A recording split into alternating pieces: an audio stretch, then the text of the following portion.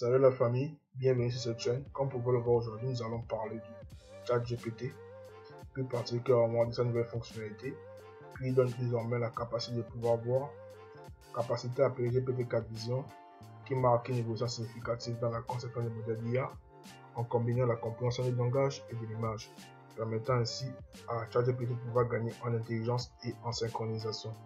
Et donc cette vidéo est la première d'une série de vidéos sur le thème de GPT-4 Vision pour permettre plus grand nombre de comprendre comment ça fonctionne et de voir grâce aux différents cas d'utilisation que nous allons prôner dans la vidéo, dans les différentes vidéos bien sûr, permettre aux gens de comprendre comment ça fonctionne. Donc restez avec moi pour pouvoir voir pour un cas d'utilisation que nous allons présenter dans cette vidéo là. Et aussi, si vous n'avez pas apprécié la vidéo, de vous abonner, de laisser un pouce bleu, de laisser un commentaire, tout ça nous donne la force pour continuer. Donc stay tuned et jingle.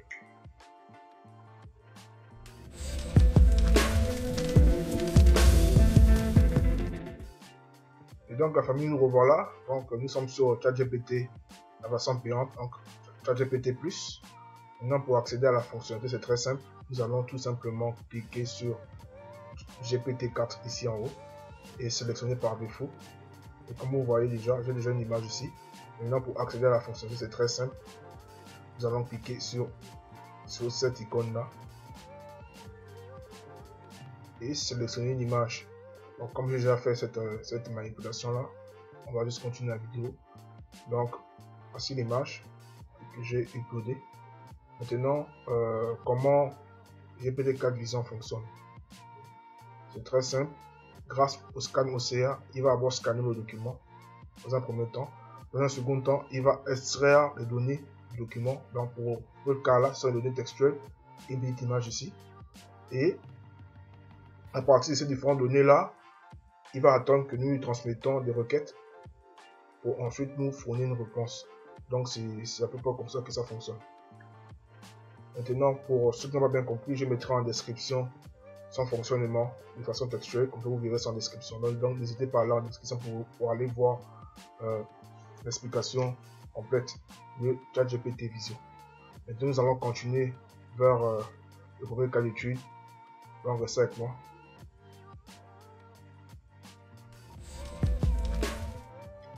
Donc comme vous pouvez le voir, nous avons laissé l'image là derrière nous. Donc c'est cette image que je vais travailler. Donc là, autour de cette image, j'ai posé des questions à ChatGPT pour voir s'il comprenait ce qui était à l'intérieur de l'image là, donc le texte qui est à l'intérieur. Et que dans un premier temps, d'abord il faut qu'il me fasse une analyse de l'image. Dans un second temps, il me fasse un résumé de l'image. Et pour terminer, je vais demander de répondre autant pour moi aux différentes questions posées dans l'image. Comme vous pouvez le voir, les questions qui sont posées dans l'image là. Je vais demander de répondre à ces questions-là. Et ensuite, je vais demander de me donner une explication sur chaque réponse qu'il va me donner. Voilà, donc, il me donne la réponse, il me dit non, c'est ça la réponse. Il me donne une explication sur la réponse qu'elle a donnée. Parce que je dois comprendre pourquoi il a répondu ça. Parce que là, exemple, là, c'est un document, une image sur la biochimie. Moi, je n'ai pas fait biochimie, mais j'ai envie de savoir peut-être certains termes, certaines données. Donc, grâce à ça, je pourrais reprendre une question. En plus de ça aussi, comprendre les explications derrière la réponse. Donc, ça pourra me donner des clés de compréhension un peu plus supérieures, quoi. Donc, mieux comprendre, mieux aborder, en tout cas, mieux avoir des éléments de réponse par rapport à tel ou tel sujet. Donc, voilà un des cas d'utilisation de ChatGPT. Donc, n'hésitez pas à me laisser en commentaire si vous allez aussi l'utiliser de votre côté dans le sens là. Bon, maintenant, voici les réponses que ChatGPT m'a fournies, parce que je lui ai posé des questions. Voici les réponses qu'il m'a fournies. Premièrement, il m'a fait l'analyse. Donc, l'image là représente un exo de biochimie, bien sûr, focalisé sur le métabolisme. Voilà, donc c'est vraiment de ça que l'image parle. Maintenant, il m'a encore fait un petit résumé. Voilà, l'exercice questionne l'emplacement de la glycolyse dans la cellule. Les propriétés de certaines réactions, autant pour moi, enzymes impliqués dans la glycolyse. Bon, je ne vais pas tout lire. Donc, voici les réponses à la question 3. Donc, pour la question, ici, cette question-là, on a la réponse qui est seulement dans la cytosol. Ok. Donc la glucolyse est une voie biochimique se déroulant seulement dans le cytosol. Donc c'est ça la réponse. Et il me donne l'explication. La glycolyse est le processus par lequel le glucose est décomposé pour produire de l'énergie sous forme d'ATP. Cette voie métabolique se déroule dans le cytosol de la cellule, à l'extérieur de la mitochondrie. Ok. Donc voici la réponse avec explication. Donc vous comprenez exactement de quoi je parle maintenant. Donc nous allons voir les autres réponses rapidement. Je ne vais pas tout lire pour que la vidéo ne soit pas trop longue. Donc voici les réponses. Ok. Donc, vous pouvez mettre pause pour ceux qui veulent lire les réponses qui ont été générées par ChatGPT. Maintenant, s'il y a des biochimistes, n'hésitez pas à me laisser un commentaire pour me dire si les réponses qui ont été fournies par ChatGPT sont les bonnes. Parce qu'on ne sait jamais. Comme je ne suis pas forcément expert dans le domaine, donc je ne peux pas savoir si tout ce qu'il dit est vrai. Donc, n'hésitez pas en commentaire à me laisser un message pour me dire si c'est vrai ou pas. Donc là, on va maintenant passer à notre cas d'utilisation, qui est plus lié à mon domaine qui est la comptabilité. Donc, ça avec moi pour le prochain cas d'utilisation.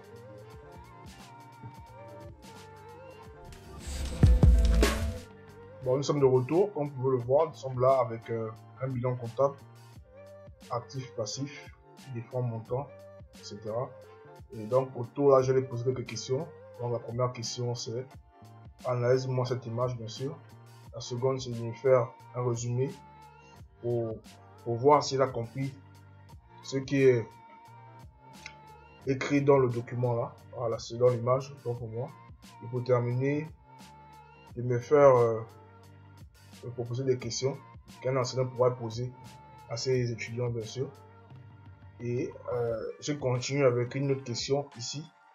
Il puisse répondre aux différentes questions. Bon, aux quatre premières questions. Pour être exact. Donc, voilà, c'est ce que j'ai fait concernant l'image, cette image. Donc, on va commencer rapidement. Donc là, déjà, il sait déjà que l'image, c'est un bilan comptable à 2 colonnes, principal, actif et passif. C'est exact. Donc, il nous a fait le détail des éléments d'actifs. Donc, les actifs immobilisés et les actifs circulants et le compte de trésorerie. Et le total nous fait 1 250 000. Si on vérifie, c'est exactement ça. Donc, il a fait à peu près la même chose pour le passif en expliquant chaque partie et en nous donnant le total. Donc, vous voyez que ChatGPT Vision nous permet de faire beaucoup de choses, notamment en faisant de l'analyse là, rapidement, qui sont des analyses un peu basiques, mais ça permet déjà de voir ses capacités, les différentes capacités déjà. Et après ça, il nous a fait un petit résumé pour vous présenter ce qu'il a vu. Donc, le bilan comptable présente une répartition des actifs et des passifs de l'entreprise. L'actif est total de 1 250 000 exactement, comprenant principalement des immobilisations, des actifs circulants, des comptes de trésorerie. Le passif du même montant est principalement composé de financements permanents et d'un montant pour les fournisseurs. L'égalité entre actifs et passifs confirme l'équilibre du bilan. Exactement. Donc, c'est ce qui se passe là. Donc, il a exactement compris de quoi le document, bien l'image, ce qui était contenu dans l'image, et il nous a bien ressorti ça. Faire ressortir ça autant pour moi. Donc, maintenant, nous allons ici voir les questions que un prof pourrait poser à ses étudiants vis-à-vis de l'image qu'on a. Donc, qu'est-ce qu'une immobilisation incorporelle? Et pouvez-vous citer un exemple à partir du bilan? Donc, je vais parler de toutes les questions. On va aller rapidement aux réponses pour voir ce qu'il donne comme réponse. Bon, je vais mettre une petite pause pour ceux qui voudront lire les questions qui sont posées. Ok. Bon, maintenant, nous allons continuer rapidement. Qu'est-ce qu'une immobilisation incorporelle? et pouvez-vous citer un exemple à partir du bilan? Ok. Une IMO incorporelle est un actif non physique qui a une durée de vie utile à long terme. Cela pourrait inclure des éléments comme les brevets, les droits d'auteur, les licences et la notoriété de la marque. Dans un bilan fourni, les frais de constitution et fonds de commerce sont des exemples d'immobilisation incorporelle. Le fonds de commerce est particulièrement notable car il représente la valeur intangible associée à la réputation, la clientèle et l'activité globale de l'entreprise. Donc, ça, c'est vraiment une très bonne explication. C'est assez clair et limpide. Donc, je ne veux pas tout lire parce que c'est un peu trop long. Je pensais aujourd'hui que la vidéo ça soit trop long. Donc, voilà ce qui est présenté. Maintenant, moi, j'ai encore posé une autre question là, rapidement. Quel est le montant total des immobilisations corporelles de l'actif pour savoir s'il pourrait bien compter et déterminer vraiment ce que c'est une IMO corporelle. Donc, c'est ce qu'on peut toucher. Donc là, nous allons rapidement faire une définition des IMO corporels. Ce sont des actifs physiques durables qui sont utilisés dans l'exploitation normale de l'entreprise et qui ne sont pas destinés à la vente. En se basant sur le bilan fourni, les éléments qui correspondent aux immobilisations corporelles sont les immobilisations en construction 100 000, matériel de transport 200 000, mobilier de bureau 40 000, matériel informatique 100 000. En additionnant ces montants, on obtient 100 000 plus 200 000 plus 40 000 plus 100 000 qui donne 440 000. Et c'est totalement vrai. Donc c'était par ici que je voulais terminer la vidéo en vous disant que vous voyez le potentiel que l'utilisation de ChatGPT Vision.